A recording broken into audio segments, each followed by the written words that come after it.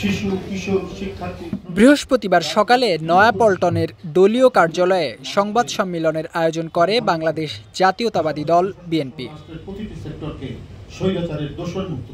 সংবাদ সম্মেলনে দলের সিনিয়র যুগ্ম মহাসচিব রুহুল কবির রিজভী অভিযোগ করে বলেন, ফ্যাসিবাদের প্রেতাত্মারা সামাজিক যোগাযোগ মাধ্যমে বড় ধরনের নাশকতার চেষ্টা চালাচ্ছে।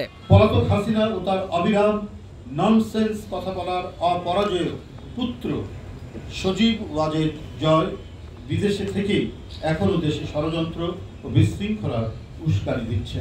এই হাসিনা লীগের ফ্যাসিবাদের প্রেতাত্মারা এখনো কথা বলছে।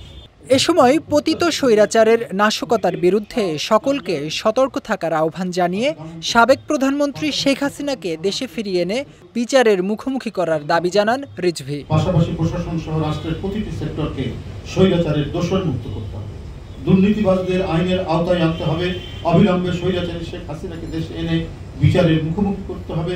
এখন সময় এসেছে গত 16 বছর যারা নির্যাতন চালিয়েছেন তাদের প্রকৃত তালিকা করে বিচার করা। একই দিন সকালে গুলশানে বিএনপি চেয়ারপারসনের কার্যালয়ে ঢাকায় নিযুক্ত রুশ রাষ্ট্রদূত আলেকজান্ডার ভিকেন্তিয়েচিভ মন্টিস্কি বিএনপির একটি প্রতিনিধি দলের সঙ্গে বৈঠক করেন। বৈঠক শেষে গণমাধ্যমের মুখোমুখি হন দলের স্থায়ী কমিটির সদস্য আমির খসরু মাহমুদ চৌধুরী। আগামী নির্বাচন নিয়ে রাশিয়া বিএনপির অবস্থান জানতে চেয়েছে জানিয়ে আমির খসরু বলেন, বৈঠকে দুদেশের পারস্পরিক সম্পর্ক উন্নয়ন নিয়েও বিস্তর আলোচনা হয়েছে। বাংলাদেশের মানুষের সাথে রাশিয়ার মানুষের সম্পর্ক থাকবে, দুই দেশের সম্পর্ক থাকবে এবং সহযোগিতার ক্ষেত্রে যে আমি যেগুলো বলেছি, ব্যবসা বাণিজ্য বিনিয়োগ, সায়েন্টিফিক ক্ষেত্রে, কালচারাল ক্ষেত্রে, জ্বালানির ক্ষেত্রে।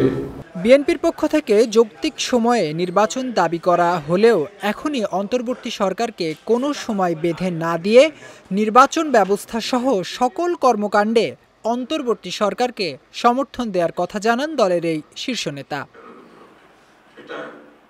জাওয়াদন্তু, বিজয় টিভি, ঢাকা।